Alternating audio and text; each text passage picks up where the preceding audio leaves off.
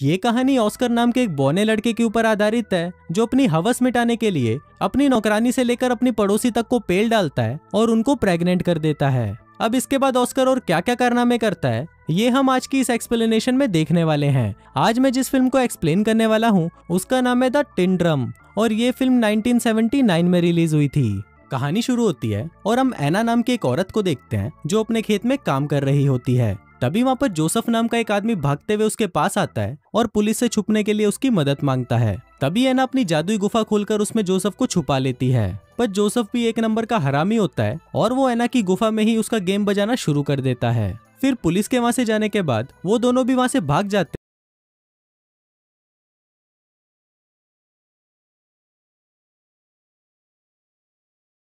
गायब हो जाता है। अब कुछ लोगों का कहना है कि वो डूब गया और कुछ का कहना है कि वो भागकर अमेरिका आ गया जहाँ पर वो एक अमीर बिजनेसमैन बनकर ऐश कर रहा है। वहीं दूसरी तरफ एना और उसकी बेटी एग्नेस बाजार में सामान बेचकर अपना गुजारा कर रहे थे। एग्नेस अपने कजन जैन से प्यार करती थी जो एक पॉलिश पोस्ट ऑफिस में काम करता था। इसके अलावा एग्नेस एल्फ्रेड से भी प्यार करती थी जो एक जर्मन शेफ था। अब उन तीनों के एक साथ मचाए हुए कांड से एग्नेस को ऑस्कर नाम का एक बेटा होता है जिसका बाप जैन था या एल्फ्रेड ये सिर्फ भगवान को ही पता है। अब पैदा होने के बाद ऑस्कर चुप होने का नाम ही नहीं ले रहा था, पर जब उसकी माँ ने कहा कि उसकी 3 साल की उम्र होने पर वो उसे एक टिन ड्रम देगी तब जाकर ऑस्कर ने रोना बंद किया। फिर 3 साल का होने पर जब ऑस्कर ने अपने बर्थडे पार्टी में लोगों को शराब पीते हुए और नंगा नाच करते हुए देखा तो उसने डिसाइड किया कि वो कभी भी बड़ा ही नहीं होगा और अपने इसी महान काम को पूरा करने के लिए वो सीढ़ियों से कूदकर नीचे गिर जाता है। और अब उसके बाद से ही ऑस्कर हमेशा के लिए 3 साल का ही रह जाता है। ऑस्कर कभी भी अपने टूटे हुए ड्रम को खुद से अलग नहीं करता और जब भी कोई उससे वो ड्रम छीनने की कोशिश करता है तो ऑस्कर इतना जोर से चिल्लाता है कि वो अपनी आवाज से कांच को भी तोड़ देता है। अब टाइम बीतता है और हम देखते हैं कि ऑस्कर अब 6 साल का हो गया है, पर ना तो वो बड़ा हो रहा था और ना ही वो अपने टूटे हुए ड्रम को छोड़ रहा था। और अगर कोई उससे वो ड्रम छीनने की कोशिश करता तो ऑस्कर अपनी आवाज से कांच तोड़ देता।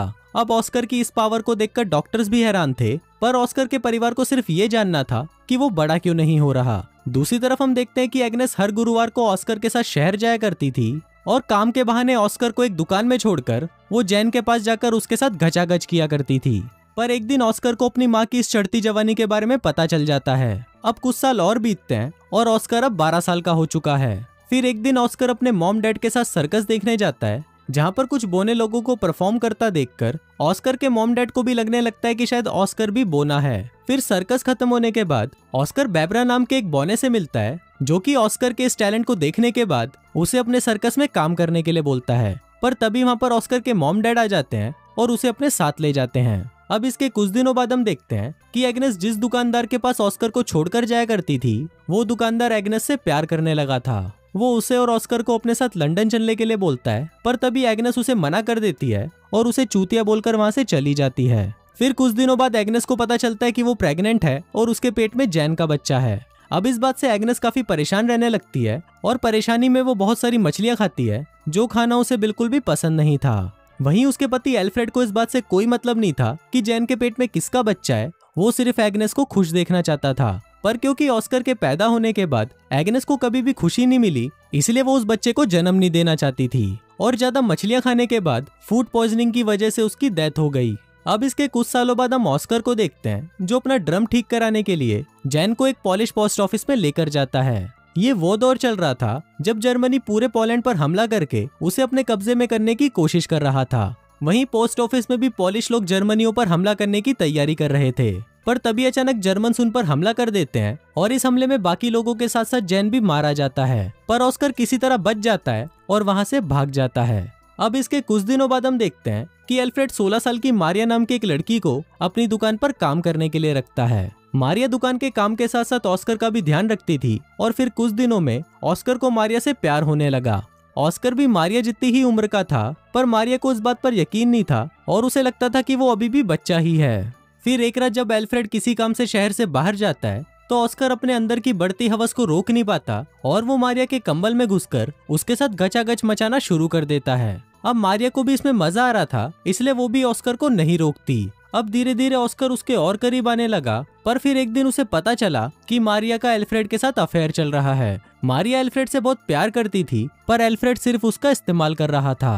अब इस बात से मारिया बहुत ज्यादा दुखी हो जाती है और रोने लगती है। पर जब ऑस्कर उसे संभालने उसके पास आता है तो मारिया उसे बोना बोलकर उसके पिछवाड़े पर लात मार देती है। अब कुछ महीनों बाद हम देखते हैं कि मारिया एल्फ्रेड के बच्चे की माँ बनने वाली थी और ऑस्कर उस बच्चे को मारना चाहता था, पर मारिया ऐसा होने नहीं देती। फिर इसके कुछ दिनों बाद मारिया एक लड़के को जन्म देती है जिसको पाकर सभी लोग खुश थे, पर ऑस्कर इससे बिल्कुल भी खुश नहीं था क्योंकि उसे लगता था कि ये बच्चा उसका है। दूसरी तरफ हम ऑस्कर के दोस्त बेबरा को देखते हैं जो कि वर्ल्ड वॉर 2 के दौरान नाजी आर्मी में एक बड़ी पोस्ट पर काम करता था। फिर एक दिन उसने ऑस्कर को भी अपनी टीम में आने को कहा जो कि पेरिस में एक परफॉर्मेंस करने वाले हैं। अब ऑस्कर उनके साथ मिलकर सभी को अपना टैलेंट दिखाने लगता है और इसके साथ उसे अपनी टीम की एक लड़की रोजविता से भी प्यार हो जाता है। अब टाइम बीतता है और हम देखते हैं कि ऑस्कर अपने बौने दोस्तों के साथ खुश था और वो अपनी जिंदगी अपने हिसाब से जी रहा था, जैसे कि खाना पीना और घचाघच करना। पर फिर एक दिन अमेरिकन सेना वहां पर हमला कर देती है और उस हमले में ऑस्कर की आइटम रोजविता मारी जाती है।